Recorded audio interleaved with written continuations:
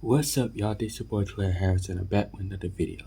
If y'all new to the channel, make sure y'all to start the channel, smash the notification bell, like, and comment down below. Today, we are going to be looking at the new rockstars videos.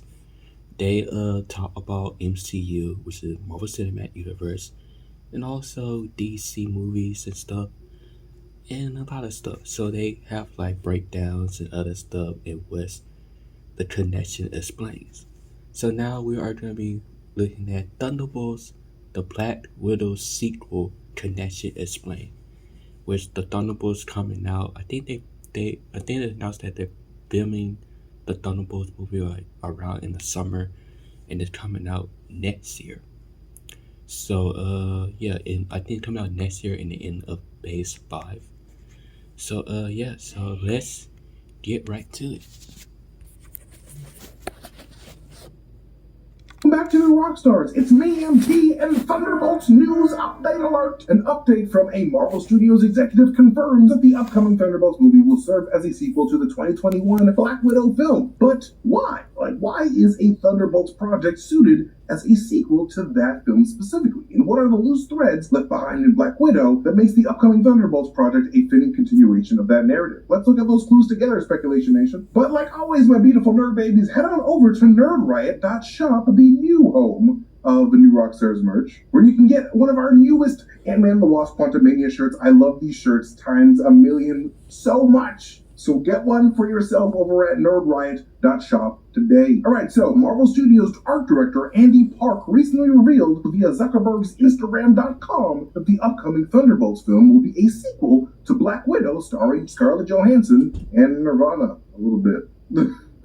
While some people on the internet might be confused as to why, I honestly feel like it makes a good amount of sense, and there's a couple of reasons why. First of which is the fact that the Thunderbolts film will include the return of Secretary Thaddeus Ross as played by Harrison Ford, who's taking over the role for the late William Hurt, whose last MCU appearance was in that Black Widow movie as Secretary of State Ross was hunting down Natasha Romanoff for being in violation of the Sokovia Accords and aiding the escape of national rebellious hoodlum Stephen Rogers. We last see Secretary Ross during the aftermath of Black Widow's final action scene as he and a bunch of government agents drive towards the remains of the hidden Red Room in the sky littering the fields of Russia. This is significant, I feel, because the Red...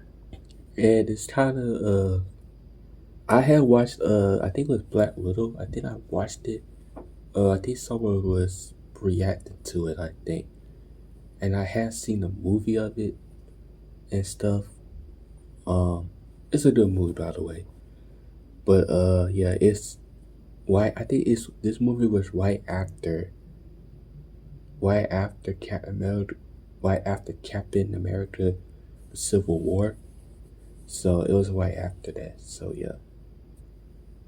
So that's why General Ross wanted to not General Ross, Secretary Ross wanted to capture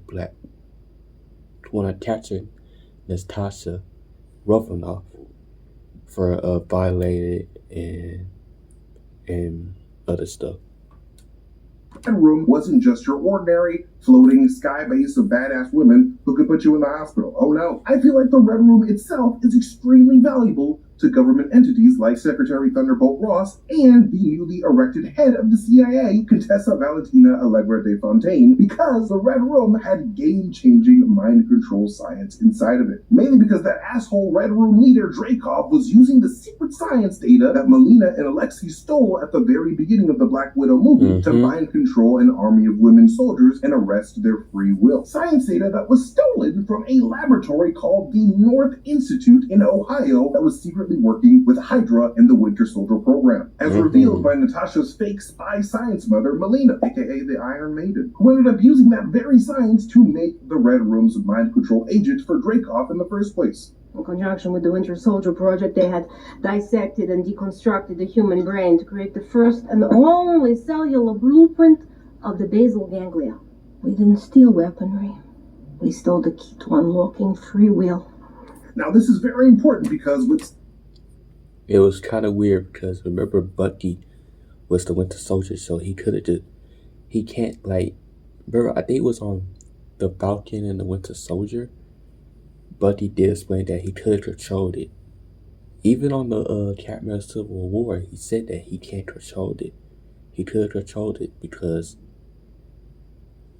it was like his mind and his body. The people that was doing to him, he could control himself. So that's why he was like a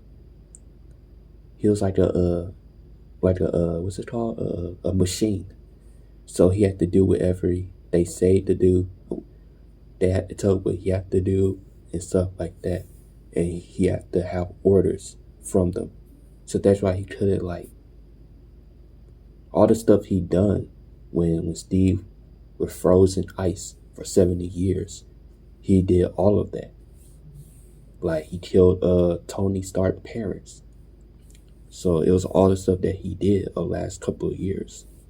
And you know, but Secretary Ross and his team of government agents being the first to diswreckage at the end of Black Widow, this means that Melina's mind-altering science of the Red Room is likely in the hands of Thunderbolt Ross, a man who has pretty much dedicated his entire life to replicating the Super Soldier program for the government. And I believe that this could be a major contributing factor as to why the members of the Thunderbolts team, a team that I believe will be named after General Thunderbolt Ross, were chosen the way that they were. Because, as many people have pointed out and noticed, this MCU Thunderbolts team is consisted of a bunch of super soldiers. But not just your regular super soldiers, specifically super soldiers who have had, or very likely have had, their minds altered in one way or another. And I think that's a really important distinction here. Like, for example, Yelena and Taskmaster with the Red Room, Bucky Barnes with the Winter Soldier program, with both of those entities, of course, tied to the North Institute. Yep. Then we have John Walker with the Super Soldier Serum, making him more crazy. Then we also see it with Ghost and the energies from her dad's quantum tunnel, making her more mentally unstable over time. And also the Red Guardian very likely had his mind altered by the Red Room as well, with his entire time as the Red Guardian being a fake memory planted in his brain by the Soviet Union using Melina's science. Now this is just a wild theory of mine, but I believe that this would explain why the Red Guardian swears that he has battled Captain America before Steve Rogers was even thought out, and why Melina had a mind-controlled pig named Alexei in the first place, because she's mind-controlled and Alexei before.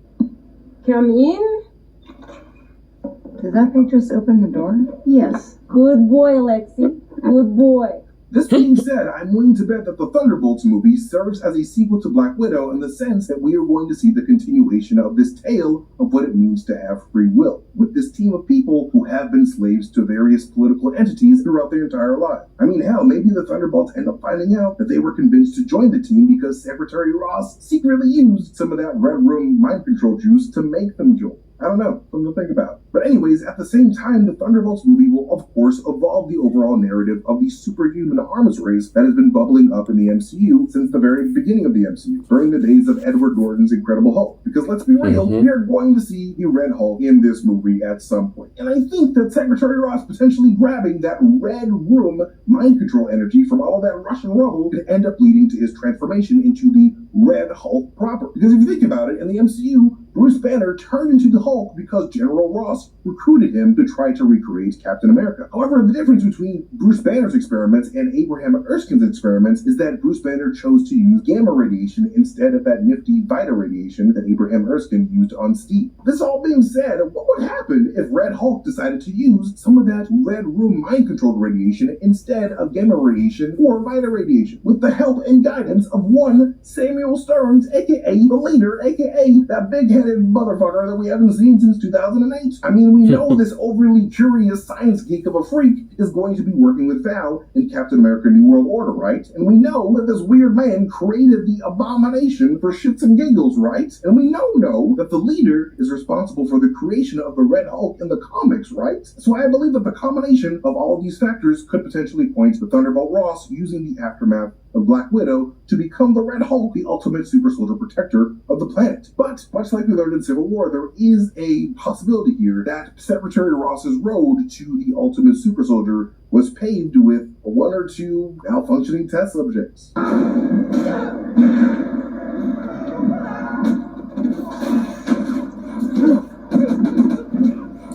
May lead to the Thunderbolts team needing to be assembled to take down some of the leader's failed. I don't mean to laugh about that, but like every time somebody slams you down and they give you like a couple punch on your stomach while you down on the floor, then that's gotta hurt. You be already dead by then. Especially they punch so hard. Like, you know how like Terminator, those skeletons, they punch you. They don't punch you like they punch you, but they punch you right through your heart. Like their whole fist go through your body. Like they go through your chest, like through your heart, and you probably already be dead. Or they punch you hard and then you die. That's how on Terminator they actually do that. Super soldiers gone rogue. You know, the very thing that Captain America, Bucky, and Iron Man feared in Civil War. But also something Zemo feared very much as well, which I could see this new superhuman's arms race forcing Zemo back into the murder fold, as well as he ain't really about that super soldier life at all. He hates superpowered people. He does not like humans having the powers of gods. Yet another affection of gods amongst real people. Super soldiers cannot be allowed to exist. So I could definitely see Zemo being recruited to the Thunderbolts, at least by the very end of the movie. You can follow me at Mastertainment on Twitter if you guys want to see me tweet some weird shit, but more importantly, you can follow the rock. Yeah, go follow them. I say go follow them. Go subscribe them. Go subscribe to new rockstars. You know, they talk about a lot of stuff what's going on in the MCU, which is Marvel Cinematic Universe, and the DCEU, which is DC Cinematic Universe. I forgot what it's called, but yeah. But yeah. So yeah. So I can't wait to see the Thunderbolts, which is coming out next year, the end of Phase 5. So is it Phase 5? Yeah, the end of Phase 5. So yeah. What did you guys think? Like, comment down below. I'll see you guys next video. Peace.